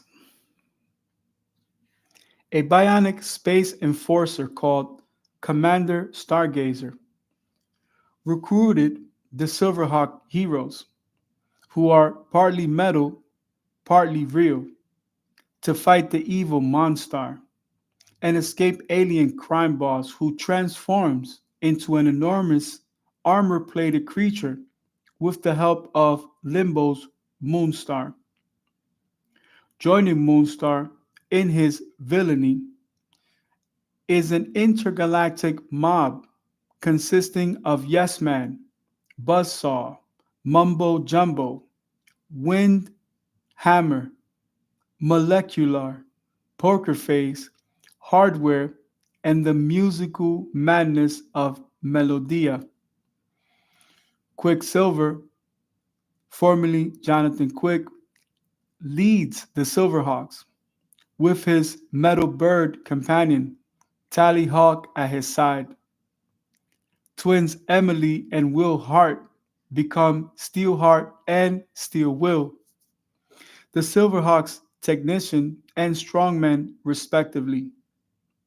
Country singing Bluegrass piloted the team's ship, the Mirage, pronounced Mirage, on the series, but given that spelling on the Kenner toy. Rounding out the group is a youngster from the planet of the mimes named Copper Kid, and usually called Kid for short, a mathematical genius who spoke in whistles and computerized tones. Their bionic bodies are covered by a full body, close fitting metal armor that only exposes the face and an arm. The armor is equipped with a retractile protective mask, retractable underarm wings, except for Bluegrass, thrusters on their heels, and laser weapons in their shoulders. Characters: Silverhawks.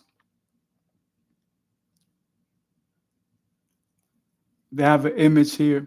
From left to right: Copper Kid, Bluegrass, Quicksilver, with Tally Hawk pursed on the arm, Steelheart, and Steel Will. Main Silverhawks. Commander Stargazer, voiced by Bob McFadden, is a tough and grizzled old police officer with bionic capabilities. He captured Monstar several years ago, prior to the start of the series, and had him imprisoned. Older than the other Silverhawks, he longs to return to Earth for either a vacation or for retirement. Stargazer chiefly serves as the Silverhawks' eyes and ears, keeping them apprised of their current situation. His first name is apparently Bert.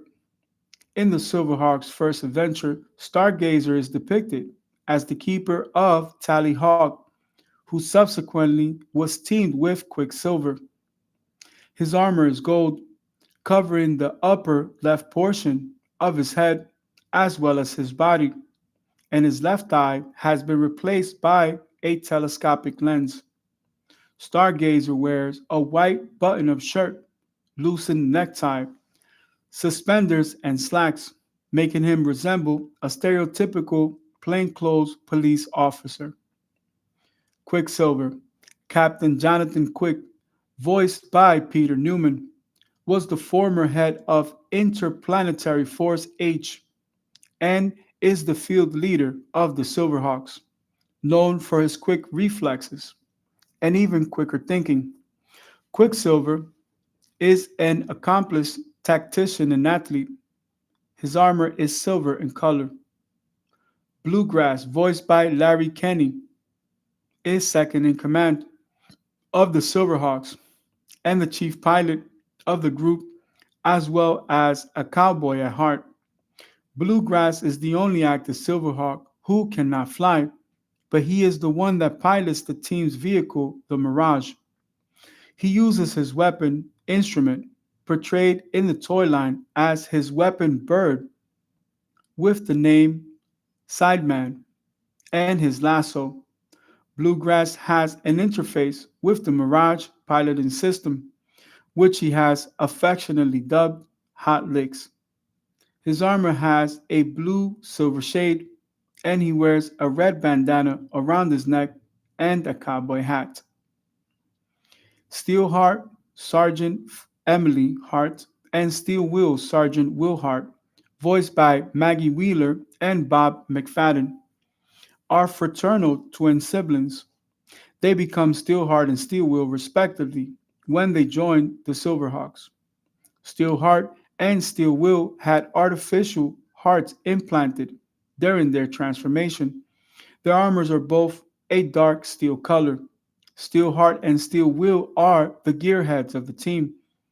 Due to an empathetic bond, when one sibling feels something, the other feels it as well. Physically, they are the strongest members of the team. The Copper Kid, vocal effects provided by Pete Canarozzi, is the youngest member of the Silverhawks and the only one not from Earth. A mathematical genius from the planet of the mimes. He speaks in tones and whistles.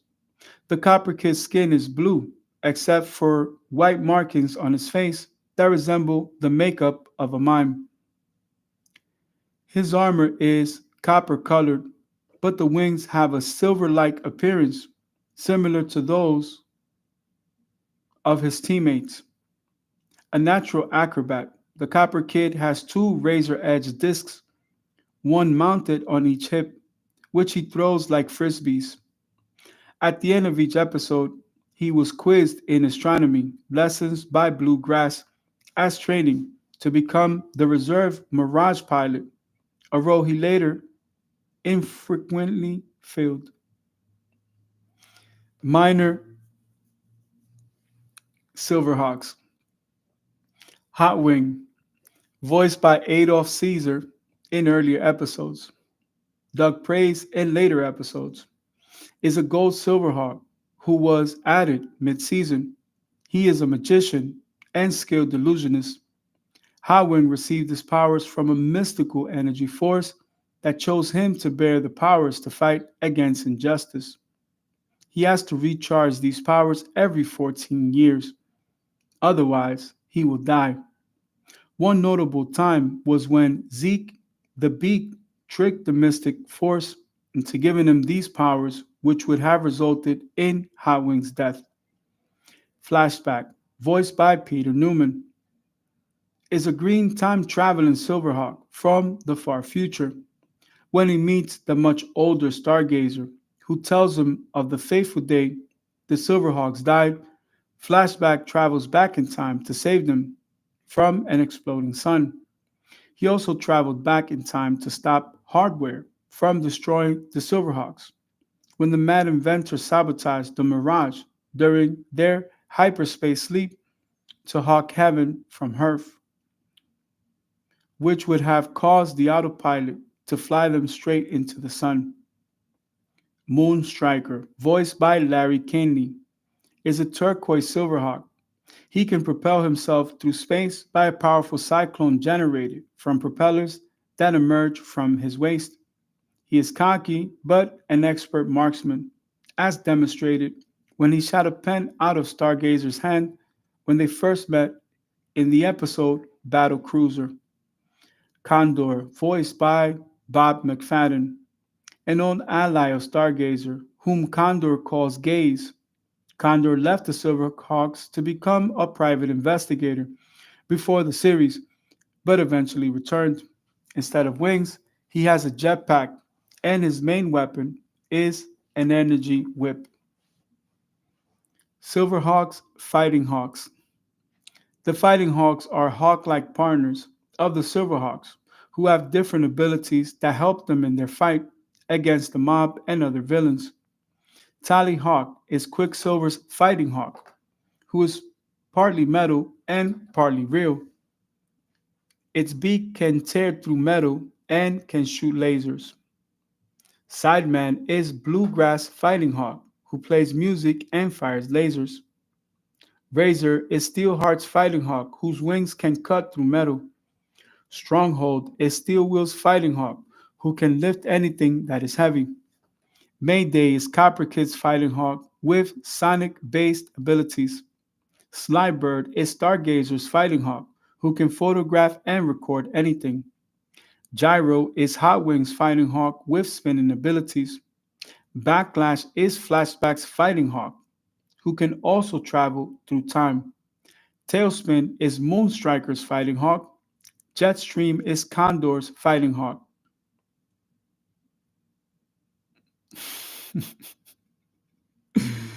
Oh man. Other supporting characters: Seymour, Zeke the Beak, Harry, Professor Power, Sanders, Monotone, Grod the Informer, Lord Cash, Warden Lockup, uh, Federal Interplanetary Force, General Rawlings, Professor Gamakane, and Bridge Gadier Brightlight. We're not gonna go into the villains because they don't count. Only the good guys, baby. Um, so we'll actually shut this down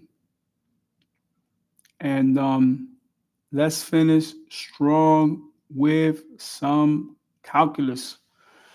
Let's go to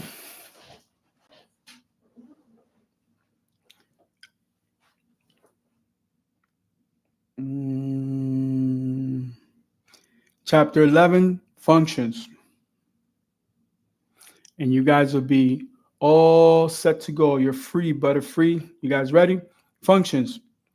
Functions are rules that map input values to output values in a well-determined way.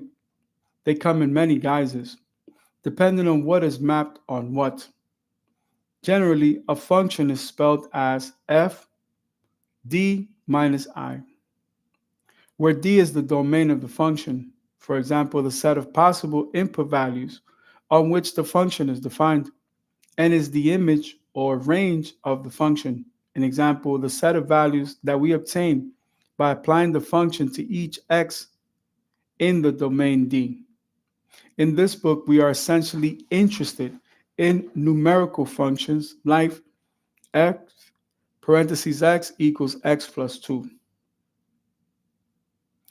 This is an example of a single variable function mapping real numbers into real numbers. Formally, this is denoted by f equals r minus r. Sometimes we have to restrict the damage domain to integer values. Consider, for instance, a function mapping the number of electric motors we buy to the purchasing cost.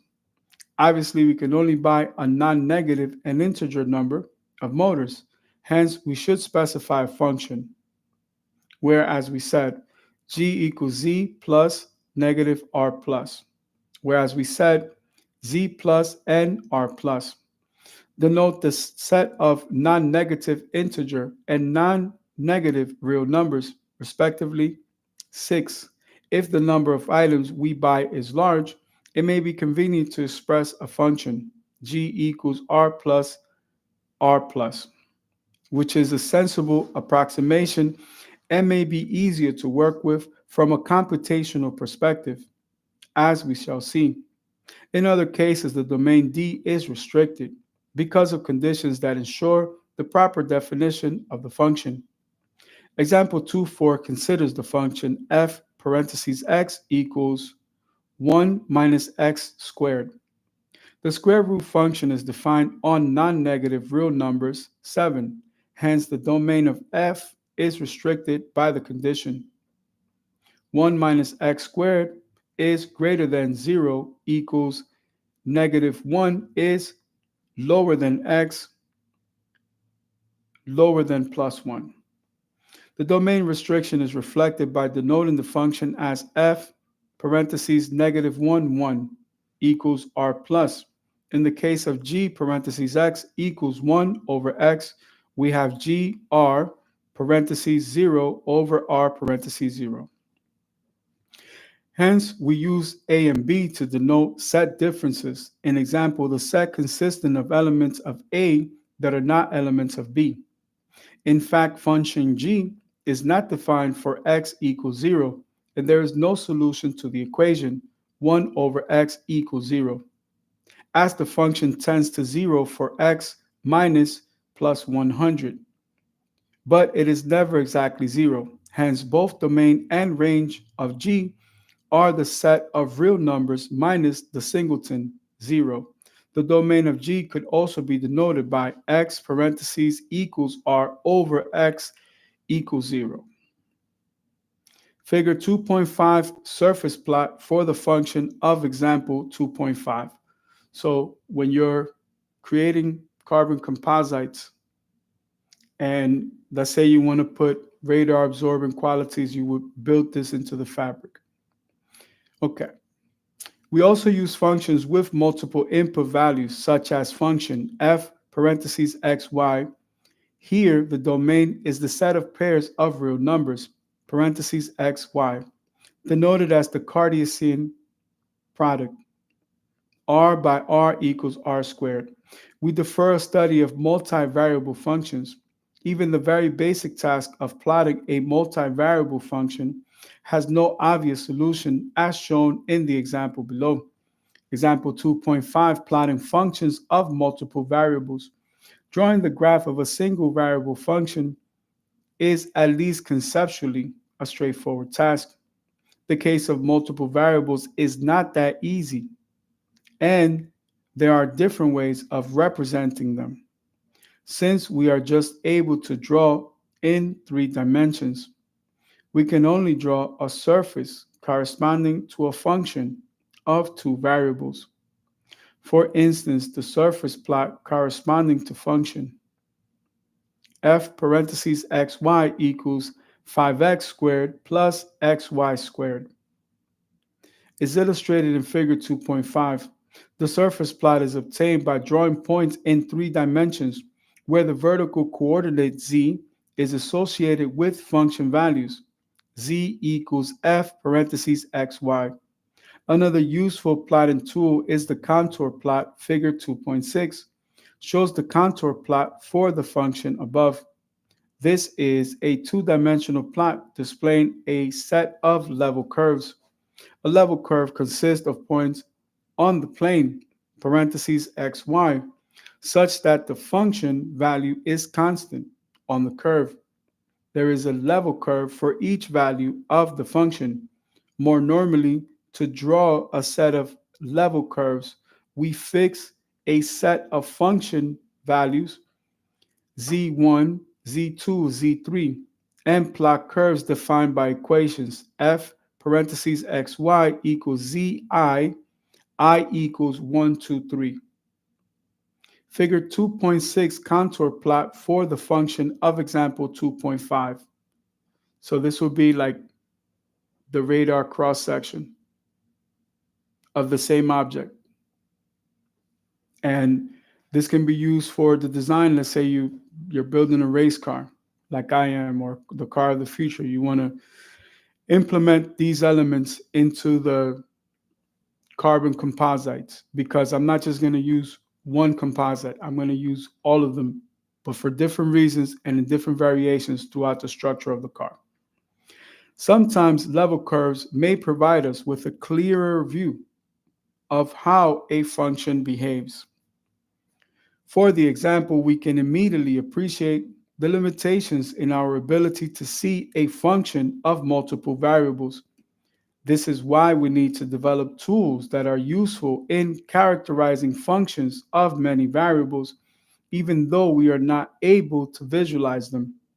Those tools are also the foundations of numerical methods to solve complicated equations and to find optimal sets of decisions when many of them are involved. Luckily, we may build the intuition and the essential concept that we need by dealing with the single variable case. In the remainder of this section, we illustrate the most common function classes, limiting our attention to those that are more relevant in a business setting. So, as you're working on your design, there are different elements that you want to implement.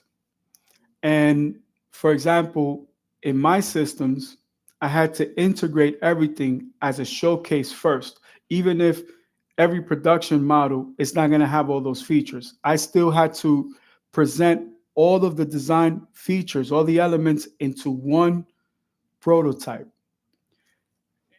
Of course, it's more expensive to build it that way. Of course, it makes it more complicated, but it's the only livelihood, it's the only lifeline that the investment of the company can be a success, because we have to show the public we're a new company, we're a small company, what we can do. So even when we focus on aerodynamic flow, it is very similar to a radar cross section. We know where to strengthen the chassis, where to make it lighter, you know, what are the different mounting points and brackets where we need the extra strength and the added weight, because this is a high performance vehicle. So we can't make it super strong and then it's like a tank and it doesn't move. Obviously, a military application design is completely different.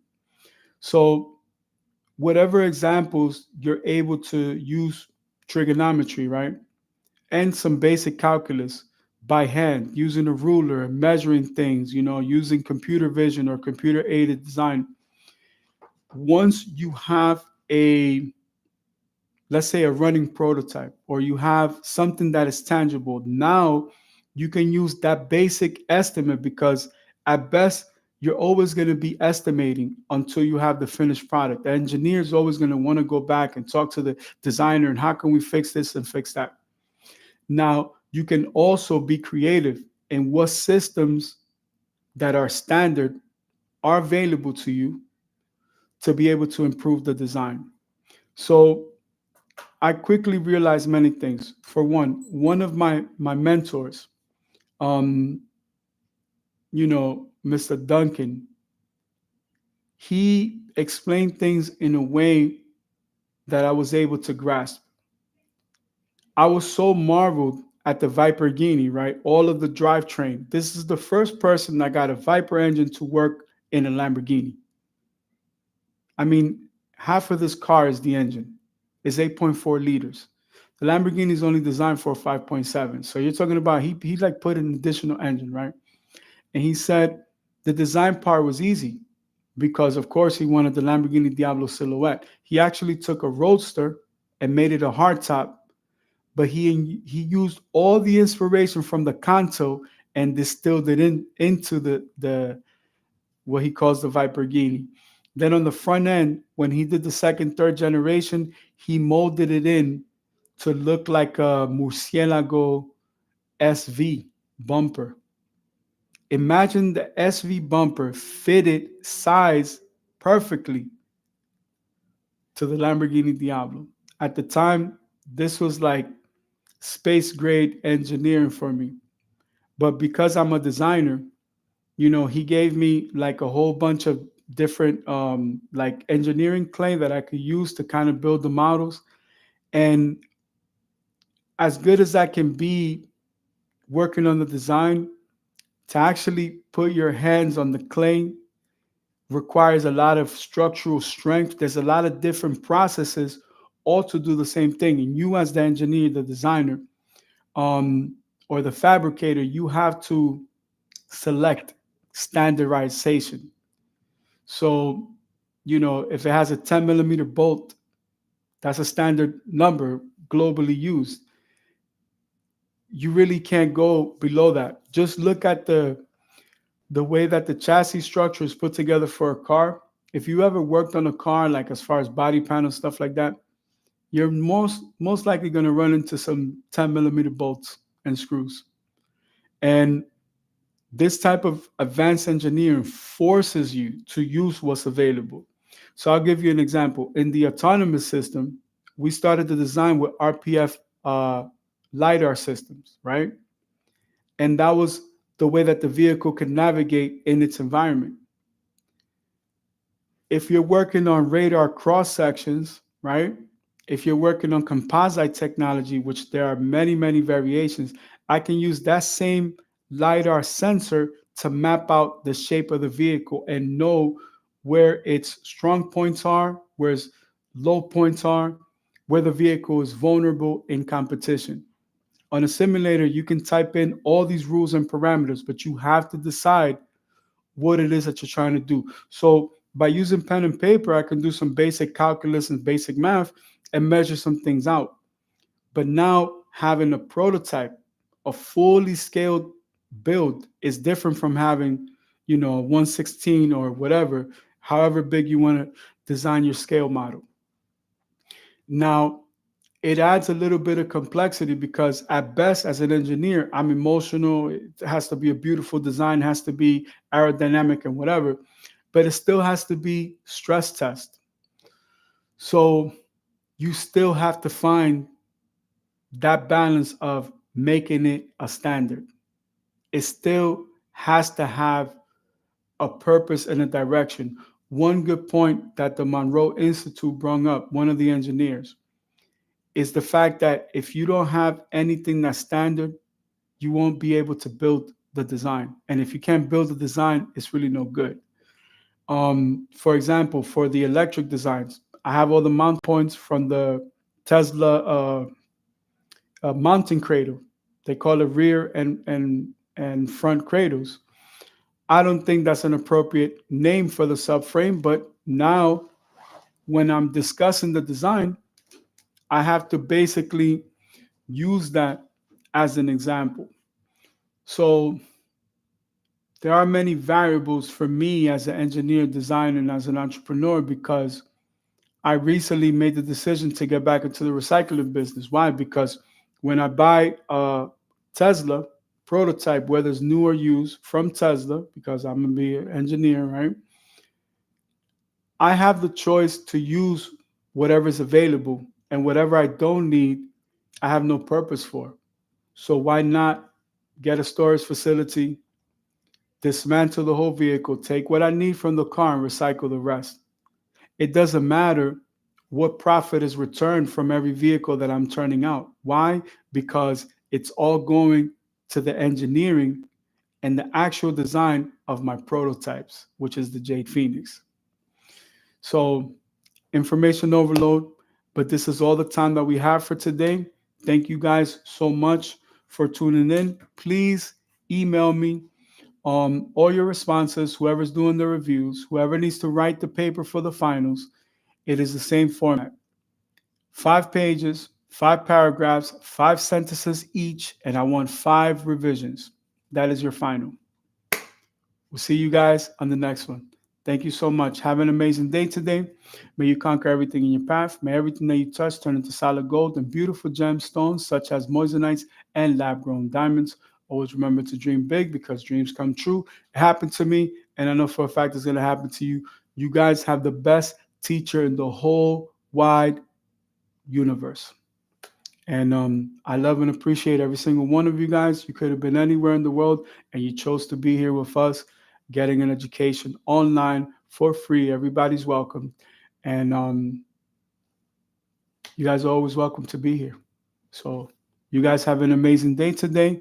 I got to go because I got stuff to do, but I'll see you guys in a Bitcoin. God bless. Peace out. Best teacher in the whole universe, baby. You're going to learn something today. Peace out.